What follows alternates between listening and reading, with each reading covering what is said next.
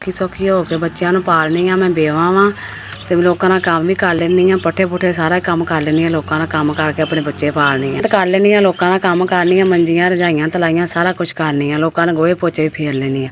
ਬੇਵਾ ਮੈਂ ਬੱਚਿਆਂ ਨੂੰ ਪਾਲਣ ਲਈ 4 ਮੇਰੇ ਬੱਚੇ ਨੇ। 4 ਬੱਚੇ ਨੇ, ਇੱਕ 7ਵੀਂ 'ਚ ਪੜ੍ਹਦਾ, ਇੱਕ 5ਵੀਂ 'ਚ ਬੇਟੀ ਪੜ੍ਹਦੀ, ਇੱਕ ਛੋਟੀ ਬੇਟੀ 3ਰੀ 'ਚ ਪੜ੍ਹਦੀ, ਛੋਟਾ ਸਭ ਤਾਂ ਬੇਟਾ ਤੇ ਕੱਚੀ ਪੱਕੀ 'ਚ ਪੜ੍ਹਦਾ ਹੈ ਤੇ ਬੜੀ ਮੁਸ਼ਕਲ ਨਾਲ ਅਖਰਾਜਾਤ ਪੂਰੇ ਕਰਨੇ ਬੱਚਿਆਂ ਦੇ। ਮੈਂ ਮੀਆਂ ਹੈਗੀ ਸੀ, ਮੈਨੂੰ ਪਰੇਸ਼ਾਨੀ ਕੋਈ ਨਹੀਂ ਸੀ। ਮੇਰੇ ਮੀਆਂ ਨਹੀਂ ਹੈ, ਮੈਨੂੰ ਸਾਰੀਆਂ ਪਰੇਸ਼ਾਨੀਆਂ, ਮੈਨੂੰ ਸਾਰੀਆਂ ਮੁਸੀਬਤਾਂ ਮੇਰੇ ਤੇ ਆ ਗਈਆਂ ਨੇ। ਸ਼ਰੀਕ ਗੋਸ਼ਤ ਕੋਈ ਮੁਰਗੀ ਦੇ ਆਂਡੇ ਸਭ ਲੋਕੀ ਦੇ ਜਾਂਦੇ। ਮੈਂ ਬੱਚਿਆਂ ਨੂੰ ਵੀ ਖਵਾ ਪਿਆ ਕੇ ਮਿਹਨਤ ਕਰ ਭਾਈ ਤੁਹਾਡੀ ਤਰਫ ਤੋਂ ਮੈਨੂੰ 5000 ਮਿਲਿਆ ਤੇ ਯਤੀਮ ਬੱਚਿਆਂ ਵਾਸਤੇ ਤੁਹਾਡੀ ਮਿਹਰਬਾਨੀ। ਅੱਲਾ ਸਾਨੂੰ ਤੰਦਰੁਸਤੀ ਦੇਵੇ, ਸਿਹਤ ਦੇਵੇ।